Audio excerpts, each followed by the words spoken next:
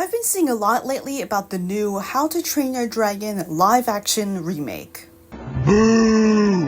A lot of it is actually looking really good.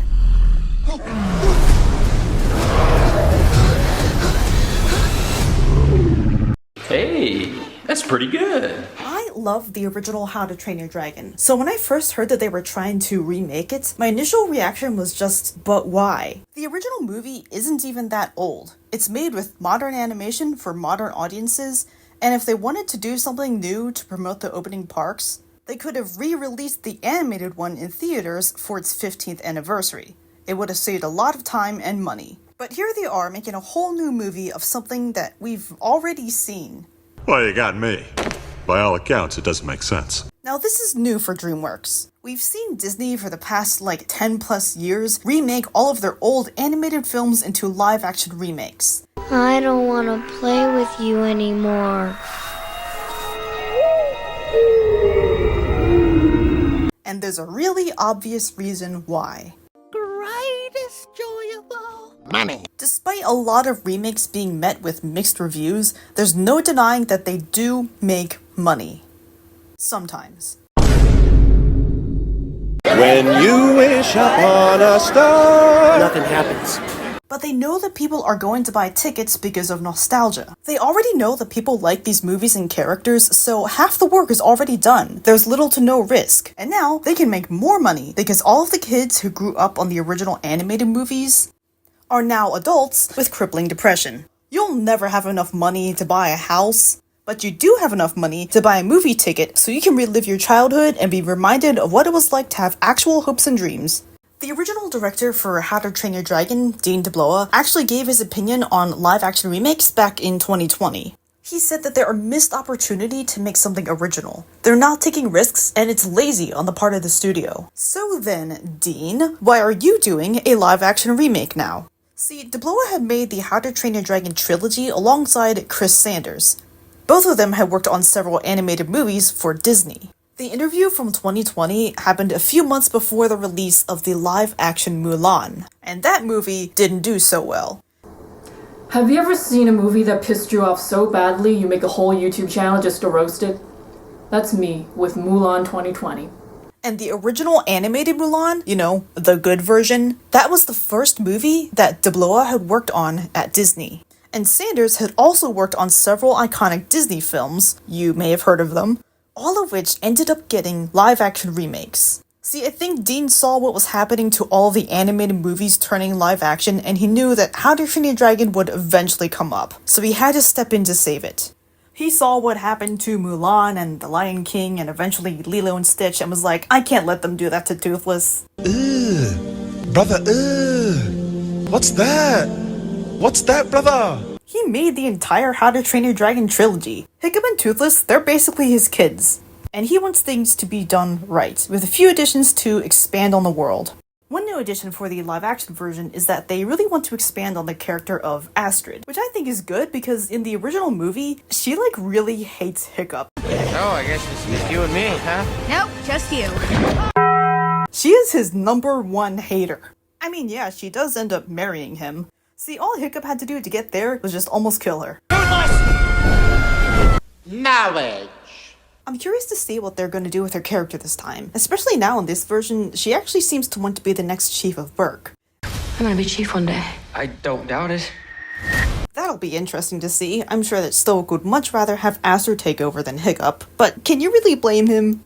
Do you remember Hiccup from the first How to Train Your Dragon? Ow! Ow!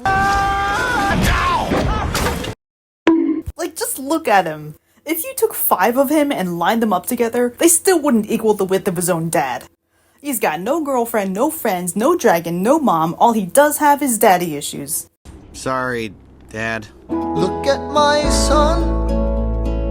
Pride is not the word I'm looking for.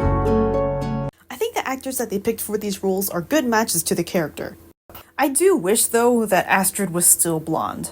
When it comes to casting, obviously you can't really change how someone looks that much, but when it comes to animation, you have to make everything from scratch. Everything. So every visual, every design had to have a decision behind it. The original look of How to Train Your Dragon is very expressive and exaggerated, And a lot of the designs for the characters have a specific intention. They're supposed to resemble the dragons that they ride. See, Hiccup is an outcast. He's smaller, he doesn't have weapons, he doesn't really even have a helmet with those big horns on them. Thanks. Your mother would have wanted you to have it. It's half of her breastplate. And if you take a look at Toothless, in comparison to the other dragons, he's also smaller, he has less sharp scales, and he doesn't really have any horns on his head. Astrid was dressed in a blue shirt and had blonde hair, and the dragon that she takes has blue scales with yellow spikes. The twins get the two-headed dragon. You're fat, you get a fat dragon. You get the idea. There's a visual parallel between the characters and their dragons. Go.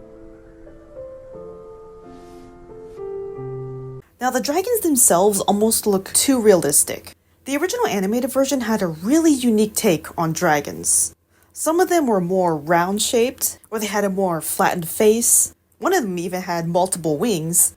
Or some of them were just pure nightmare fuel. A lot of the dragons in the live-action version keep a lot of the same general look, but now they're so realistic they just look like dragons you'd see from any other show, movie, or video game. The Monstrous Nightmare, for example, had a distinct look with a large underbite jaw and giant teeth. Its back scales and wings were designed to resemble flames, cause, you know, it kinda lights itself on fire a lot.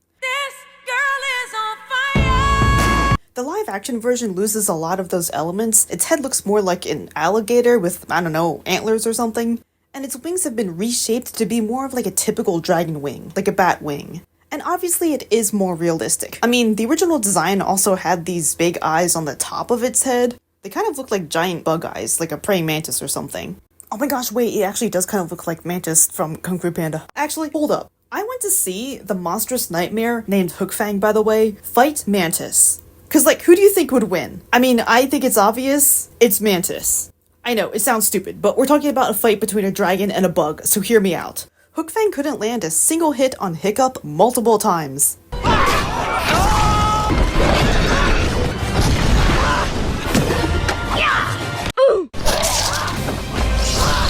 And even when he was on fire, Stoic still just punched him right in the face. You're all that.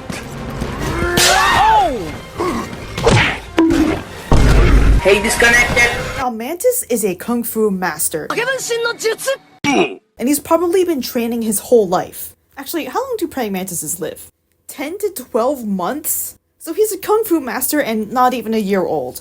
And remind you, he held up the whole bridge while the rest of the Furious Five were fighting on it. And that's a long bridge. Like, it's at least, I don't know, 5 feet. Mantis was definitely the MVP of that fight. Most valuable praying mantis. But Hook Fang still looks cooler. And even the live version, even though it doesn't have these same iconic elements as the animated version, it still looks cool. But that's also because it's a dragon, it's supposed to look cool. Some of the other dragons, though, didn't translate to live action nearly as well. Because they're so ugly. This is what I wanted, okay? This is the pastels. And this is what I got! Now, Toothless looks fine. Of all the dragons, he's the one that looks the closest to his original design. I mean, it's basically just the exact same design from the original animated movie. They've kept all the same elements that make him Toothless, just more detailed. His live-action design looks a little bit closer to how he appeared in the third movie. You can see there's subtle changes to his face and head shape, and in comparison to the first movie, there's more sharp angles and it doesn't look as smooth. I don't know, he almost looks old. Actually no, you know what he looks like? He looks dehydrated. Like an old dried up sponge that hasn't had water in like a million years. He also looks more gray instead of a straight jet black.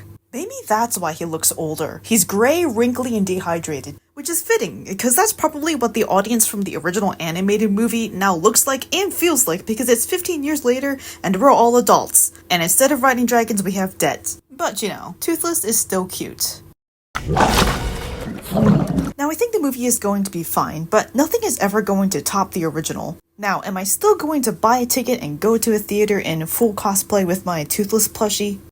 Yeah, probably. I just hope that this doesn't turn into a trend of Dreamworks turning all of their animated projects into live-action adaptations. How would that even work for movies like Kung Fu Panda? Are they just gonna make Jack Black dress up in a panda suit and do kung fu for an hour? Actually, I totally watch that. That sounds awesome. Anyway, that's all I have for this video. Subscribe to my channel, because if you don't, I'll send Toothless after you.